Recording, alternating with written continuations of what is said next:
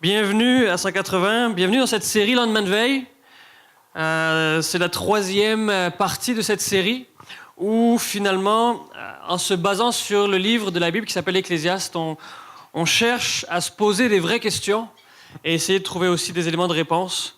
L'Ecclésiaste, c'est un livre qui a été écrit par Salomon, qui est dans la catégorie, ce qu'on appelle dans la Bible, les livres de sagesse, mais loin d'être un traité purement philosophique ou complètement abstrait. Au contraire, le livre de l'Ecclésiaste, c'est un livre qui est troublant parce qu'il semble surprenamment personnel.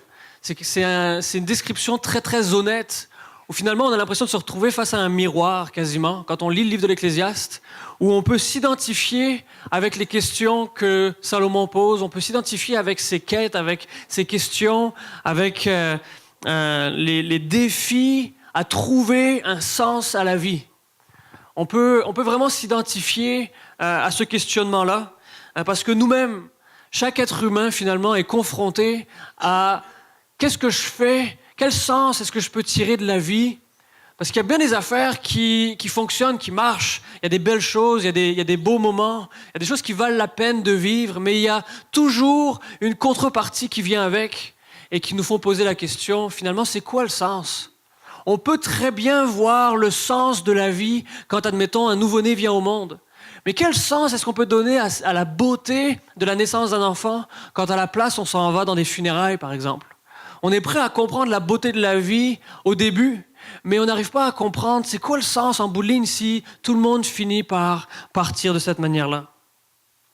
Et donc, dans ce livre de l'Ecclésiaste qui pose des questions honnêtes, des questions qui sont proches de chacun d'entre nous, finalement, on s'y reconnaît et ça vaut la peine de passer un peu de temps à considérer ces questions. Un des grands défis de notre société, particulièrement aujourd'hui, au XXIe siècle, c'est qu'on cherche par tous les moyens à éviter ces questions difficiles. Il n'y a pas un tabou qui est beaucoup plus grand que le tabou de la mort aujourd'hui. Pourtant, ça fait partie de l'histoire de l'homme depuis toujours, mais on est en 2015, puis encore aujourd'hui, c'est un sujet tabou, un sujet qui trouble, parce que ça nous ramène aux vraies questions. Et ce matin, on va regarder ensemble la quête de contrôle. On aimerait ça avoir main mise, on aimerait ça avoir le contrôleur dans notre vie, avoir les boutons à portée de main, puis être capable de dire « Ok, maintenant on s'en va à droite, maintenant on s'en va à gauche, c'est moi qui décide par où je m'en vais. » Malheureusement, c'est pas le cas. Le chapitre 3 du livre de l'Ecclésiaste, si vous avez une Bible, vous pouvez regarder dedans. C'est quasiment au milieu, un petit peu avant le milieu, juste après les psaumes et proverbes. Après ça, c'est le livre de l'Ecclésiaste.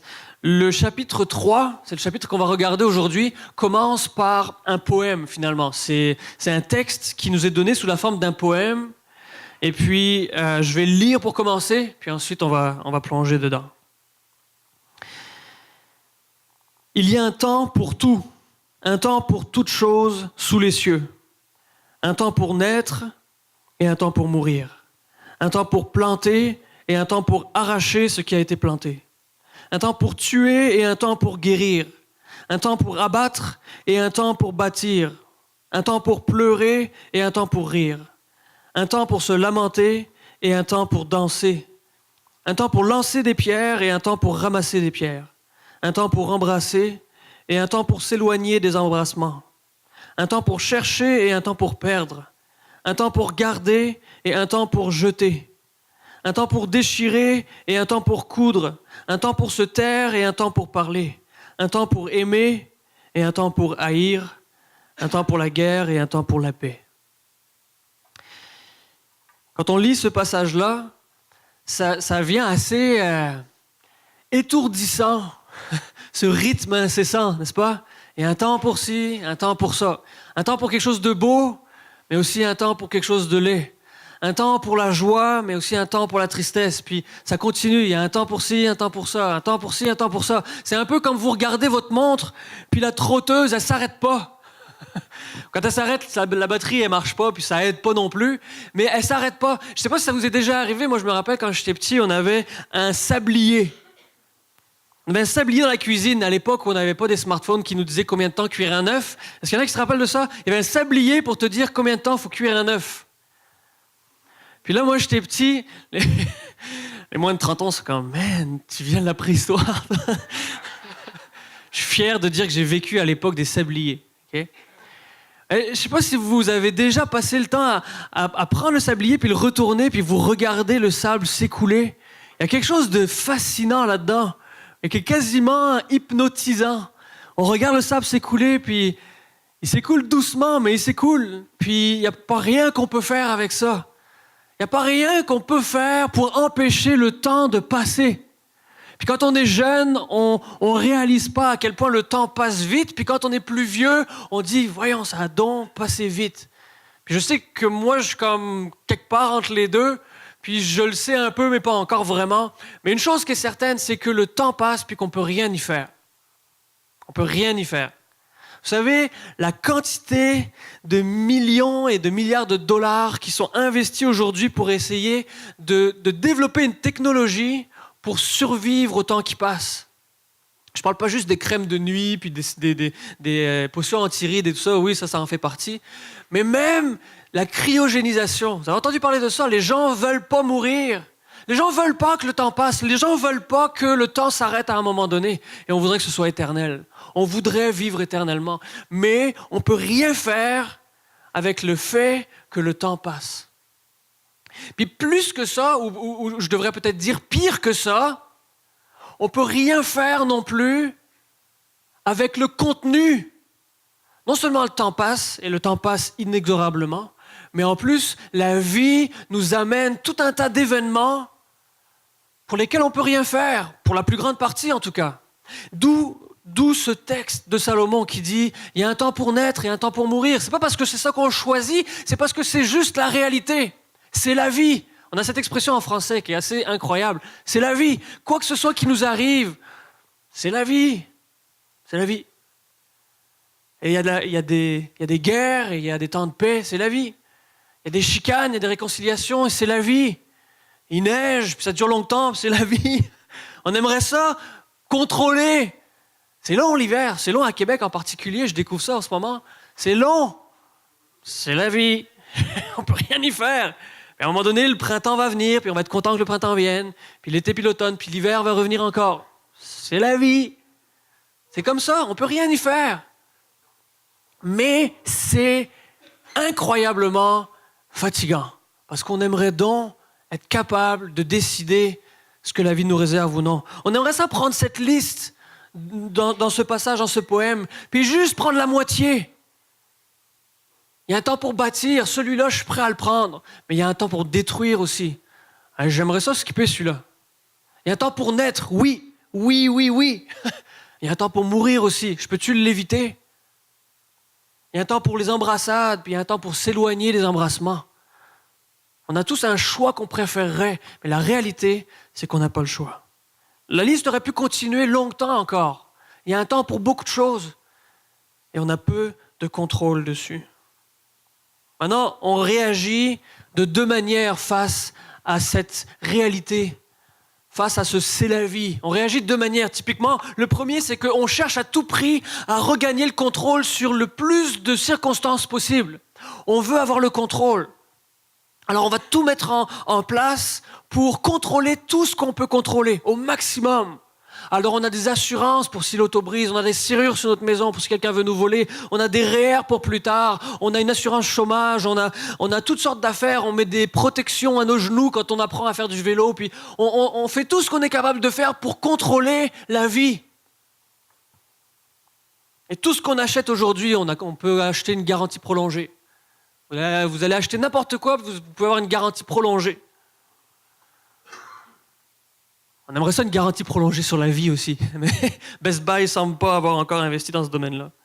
Mais on cherche à contrôler. On veut contrôler notre vie et on veut vivre avec cette conviction qu'on contrôle notre existence. Un des poèmes les plus connus de l'ère moderne, qui a été une sorte de bouée de sauvetage pour Nelson Mandela, entre autres, s'appelle Invictus. C'est un poème qui est relativement court, je vais le lire. Et notez comment il termine face aux adversités de la vie. Ça dit, vous l'avez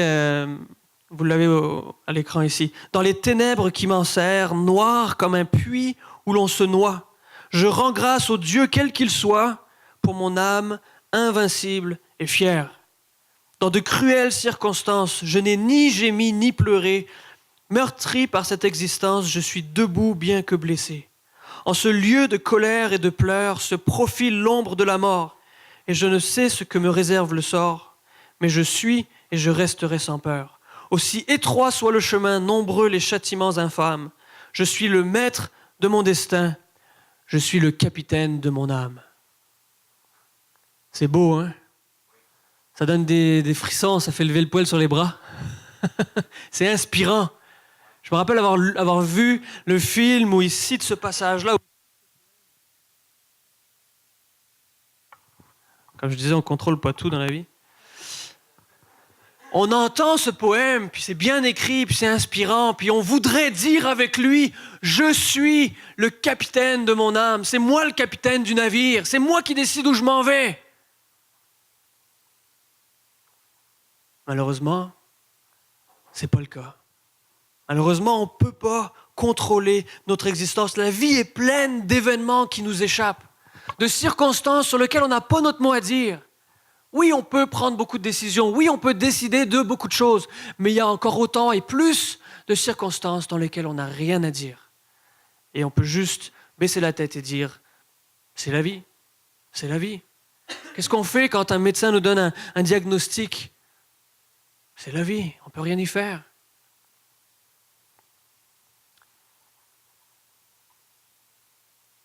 La deuxième possibilité, la deuxième réaction qu'on peut avoir face à ce constat qu'on ne contrôle pas notre vie, on ne contrôle pas notre existence. Il y a tellement de choses qui nous échappent. Tous les mauvais côtés de ce poème, on n'a pas le contrôle, on ne peut pas les éviter. Une autre manière de survivre à ça, c'est d'abandonner, de dire « je m'en fiche, tant pis, c'est pas grave, je m'en occupe pas, je vais simplement ne plus considérer cette vérité que je ne contrôle pas ma vie. Je vais faire comme si ce n'était pas le cas. » Et je suggère que c'est une des plus grandes sources de souffrance de notre culture. C'est qu'on passe notre vie à prétendre que ce n'est pas le cas. On passe notre vie à prétendre que ce n'est pas vrai qu'on n'a pas le contrôle sur notre existence ou que ce n'est pas grave.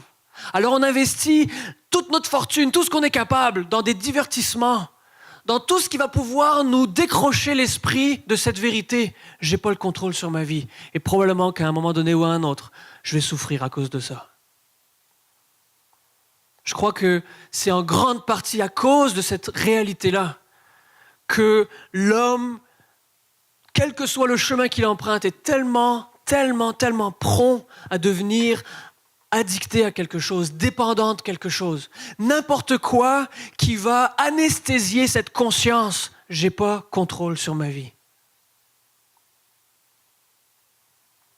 Alors on se noie dans l'alcool, on se noie dans le sexe, on se noie dans la drogue, on se noie dans le divertissement, on se noie dans tout ce qu'on peut mettre notre main dessus. Tant pis qu'on oublie qu'on n'a pas le contrôle sur notre vie et qu'on ne sait pas de quoi demain sera fait. Que ce soit l'élan de tout contrôler ou que ce soit l'élan de s'enfuir de cette réalité-là. La raison pourquoi est-ce que c'est si insupportable de ne pas contrôler notre vie, c'est parce qu'on n'a pas été créé pour vivre une vie médiocre. On n'a pas été créé pour juste être sur Terre pour quelques années puis ensuite s'évaporer dans l'univers, se mêler à la poussière cosmique puis que ça finisse là. Et pour faire taire cette vérité-là, on essaie de remplacer ça par tout ce qu'on peut mettre la main dessus.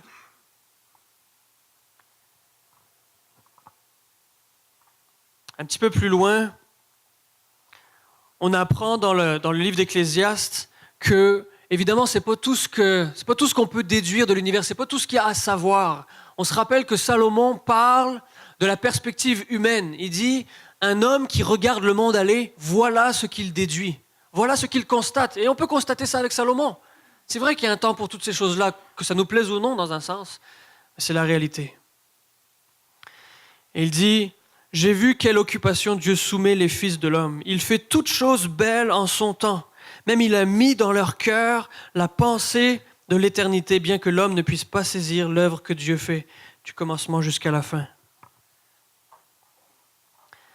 Alors, cette expression est vraiment très importante. C'est central à notre nature humaine. Et on ne veut pas le passer trop vite puis manquer. Salomon dit que Dieu a mis dans notre cœur la pensée de l'éternité.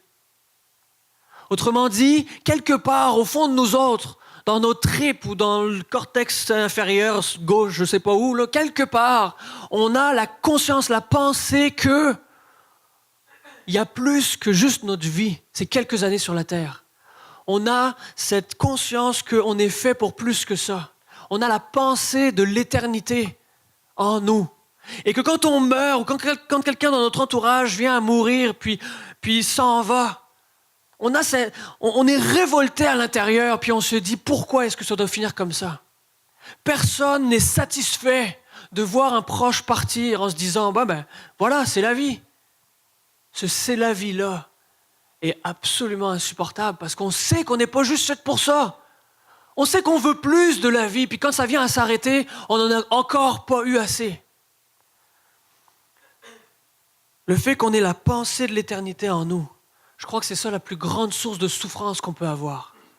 Comment expliquer autrement qu'on soit toujours frustré puis insatisfait face aux difficultés de la vie et surtout face à la mort? Et Salomon passe presque tout son livre de l'Ecclésiaste à dire « La mort rend la vie insensée. » Tout ce qu'on peut faire dans notre vie, ça va disparaître un jour.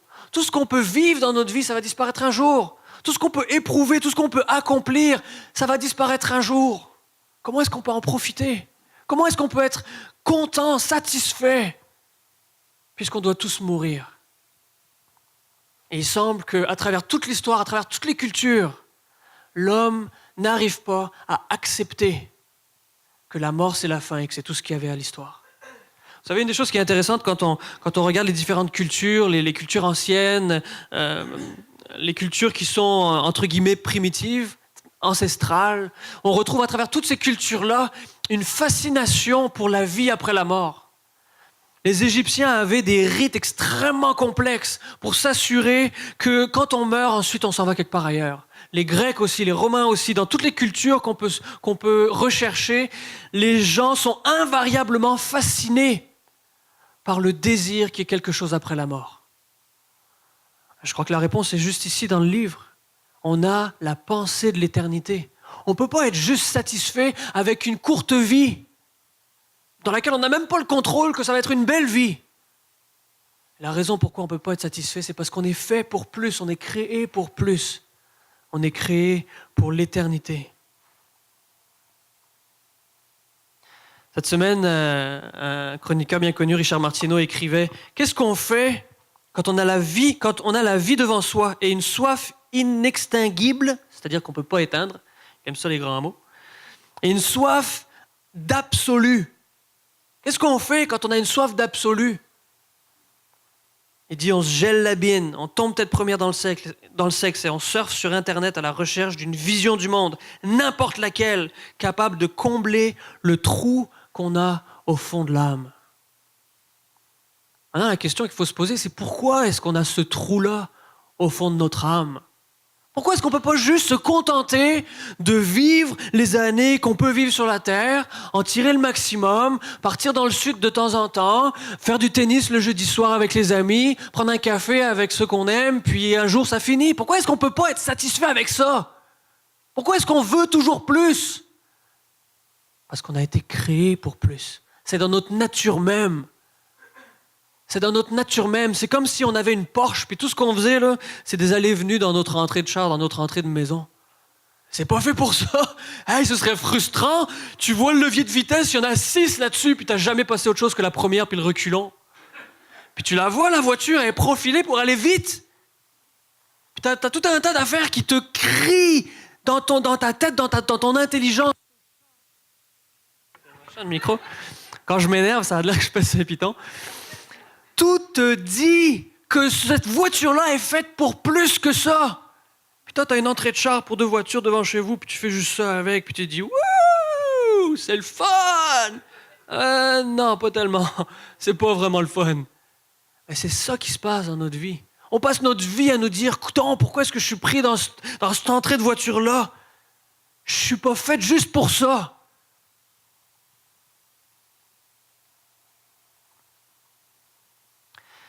Un des grands pères de l'Église, Augustin, qui a écrit les Confessions d'Augustin. Si vous avez étudié le français ou la philo à l'école, probablement que vous avez dû vous taper les Confessions d'Augustin.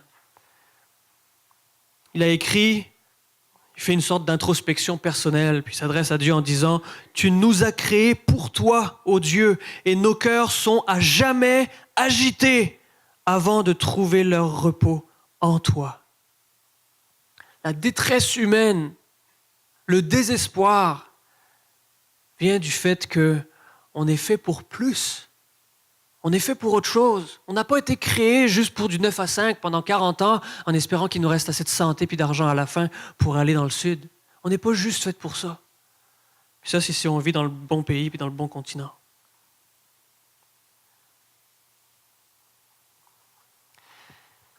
Salomon dit autre chose ensuite. Il dit « verset 14, « J'ai reconnu que tout ce que Dieu fait durera toujours et qu'il n'y a rien à y ajouter et rien à en retrancher, et que Dieu agit ainsi afin qu'on le craigne. » Au milieu de tout ce discours de relativisme et de contrôle impossible et que la vie avance sans qu'on puisse rien y faire, Salomon identifie un domaine, un absolu. Pour l'espace de 2 phrases, il sort de cette perspective purement humaine où on a du mal à trouver un sens à la vie. Et il dit, il y a dans ce monde un absolu. Il dit, c'est que les actions de Dieu, elles, sont permanentes. C'est intéressant parce qu'il vient de passer tout le début du livre à dire, quoi qu'on fasse, quels que soient les grands accomplissements qu'on puisse faire, il n'y a rien qui dure. Ça va être détruit un jour, ou un autre le prendra notre place, puis va en profiter à notre place. Il n'y a rien qui dure, il n'y a rien qui reste. Mais il dit, il y a une chose qui reste, ce que Dieu, lui, fait. Ça, c'est permanent, ça durera toujours. Il dit en plus, les actions de Dieu sont efficaces et complètes, il n'y a rien à y ajouter. Les actions de Dieu sont sûres, il n'y a rien à y retrancher. Tu parles d'absolu, tu parles d'une réponse pour quelqu'un qui passe sa vie entière à chercher quelque chose qui va être durable, quelque chose qui va être solide, quelque chose qui peut répondre à cette quête de durabilité, d'éternité, qui fait écho à l'éternité qu'on a dans notre cœur. Et ils disent que Dieu fait ça durera toujours. Puis en plus, il n'y a rien à ajouter, il n'y a rien à enlever. C'est parfait, c'est fini, c'est final. Le verset nous dit que prendre conscience de ça nous amène à réaliser que Dieu, lui, n'est pas comme l'homme. Dieu, lui, a du contrôle là où nous, on n'en a pas. Dieu, lui, voit un sens là où nous, on n'en voit pas. Vous vous rappelez le refrain du livre de l'Ecclésiaste? Tout est vanité, tout est poursuite du vent. Il n'y a rien qui a du sens dans la vie, il n'y a rien qui a du sens dans notre monde. Salomon ponctue son livre de cette phrase-là. Tout est vain, tout est vide.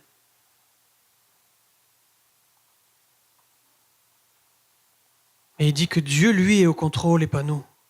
Si tout est dans le contrôle de Dieu, alors la vie a un sens.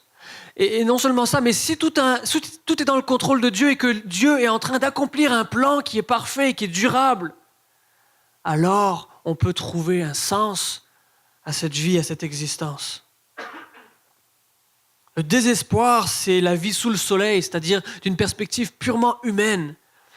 Mais c'est comme si Salomon nous emmenait un étage au-dessus, une étape plus haut. Il nous faisait prendre la perspective, comme quand on est en avion puis qu'on voit, on a une vue d'ensemble qu'on n'a jamais quand on a les 2 pieds sur le plancher des vaches. Et il dit, si on prend de la perspective, si on regarde la vie d'une vue d'ensemble, on réalise que Dieu, lui, est en train d'agir avec un plan. Tandis que nous, on n'a pas le contrôle.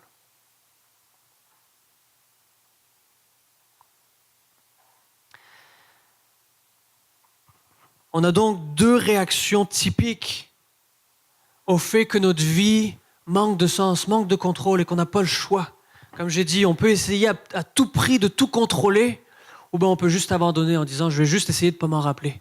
Je vais juste essayer d'oublier le fait que je n'ai pas le contrôle parce que c'est insupportable. » La 3e option que propose la parole de Dieu puis que propose le livre de l'Ecclésiaste, c'est qu'on peut, à la place de chercher à contrôler ou d'abandonner toute quête de contrôle, on peut simplement faire confiance à celui qui contrôle, à celui qui a un plan, à celui qui peut agir avec un sens et que c'est pas juste quelques années sur la terre qui ensuite nous échappent, mais que Dieu accomplit quelque chose de plus grand que ça. Salomon dit dans ses mots, Dieu agit ainsi afin qu'on le révère, afin qu'on reconnaisse que lui est Dieu et que moi je suis un homme et pas l'inverse. On passe tellement notre temps à essayer de faire l'inverse, à changer de place avec Dieu et de dire moi je vais décider, moi je vais contrôler, moi je vais avoir le dernier mot, moi je suis le capitaine de mon âme, le capitaine de mon navire.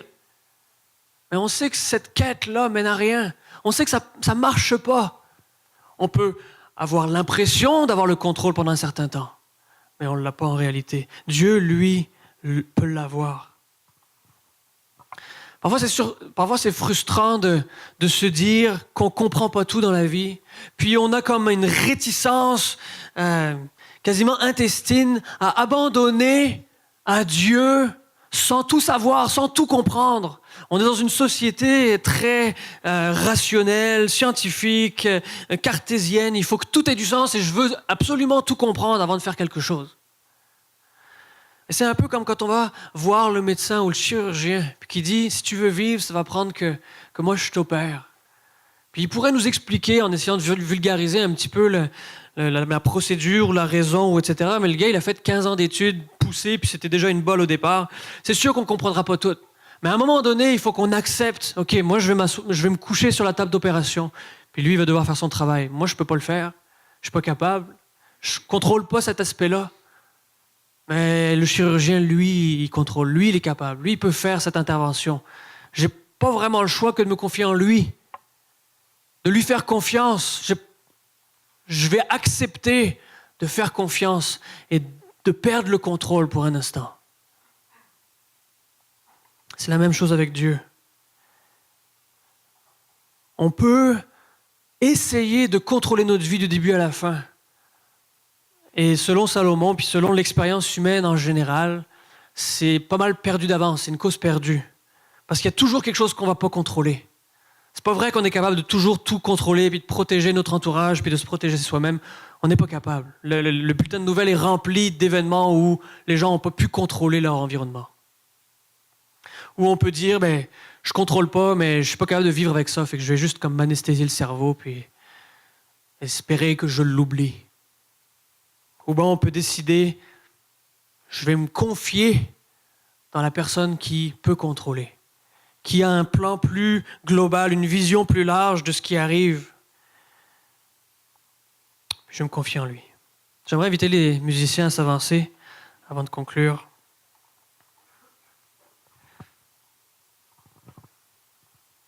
Quand on lit le passage que j'ai lu au début, ce poème, un temps pour ci, un temps pour ça, un temps pour ci, un temps pour ça, ça nous ramène à notre propre expérience, évidemment. Ça nous ramène à cette réalité que la vie nous apporte toutes sortes de choses, des belles choses, mais des souffrances aussi. Puis on se demande comment est-ce qu'un tel monde peut faire du sens. Pourquoi est-ce que Dieu permet ça, si vraiment il est en contrôle?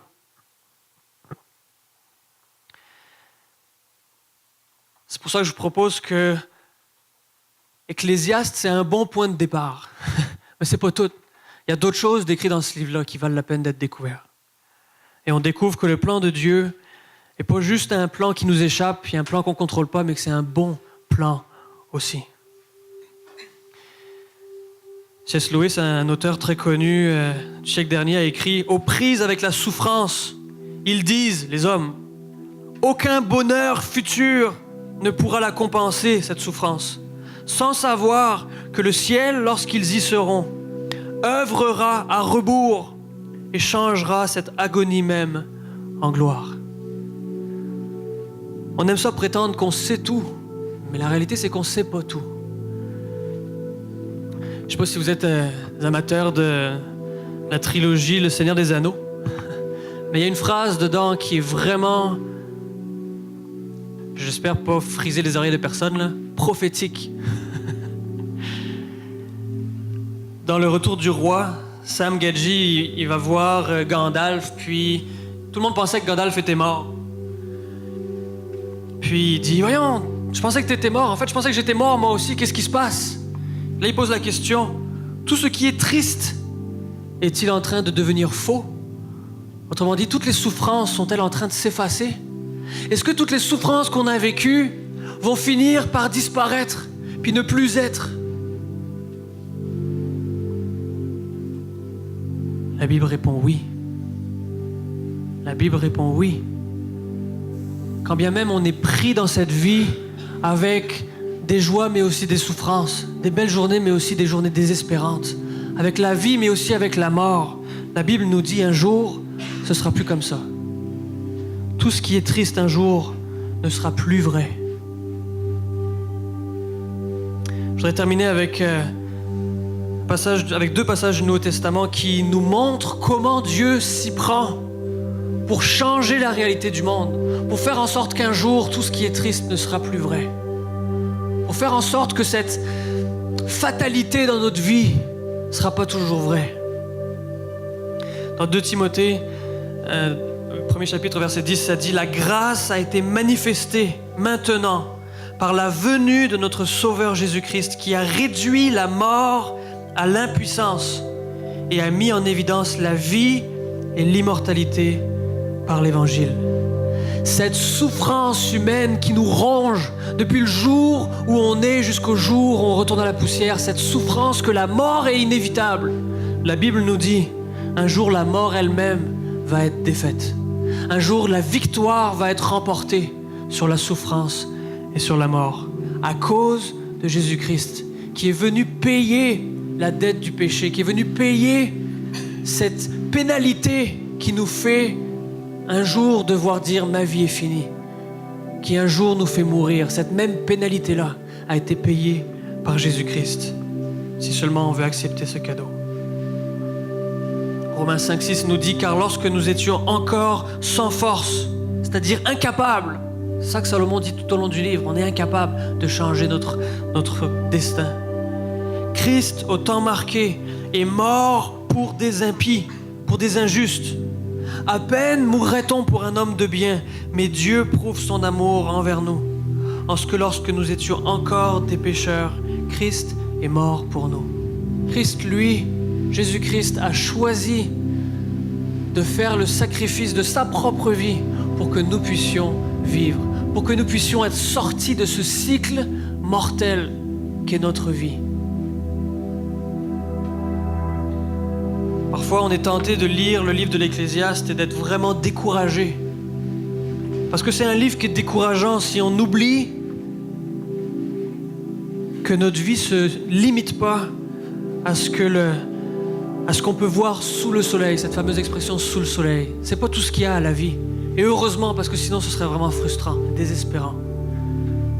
Et Dieu a un plan. Et ce plan, c'est de nous donner la vie, une vie durable cette fois-ci, qui ne va pas s'en aller après juste quelques années, à travers Jésus-Christ. Et ce matin, on veut prendre le temps de célébrer ce cadeau qu'on a reçu de la part de Dieu lui-même, en la personne de Jésus-Christ. Célébrer le fait que, parce que Jésus-Christ a pris cette pénalité, l'a payée à notre place, nous, on n'est pas capable de la payer. On peut connaître autre chose qu'une expérience frustrante d'une vie trop courte. Et on peut connaître la vraie vie, la vie éternelle.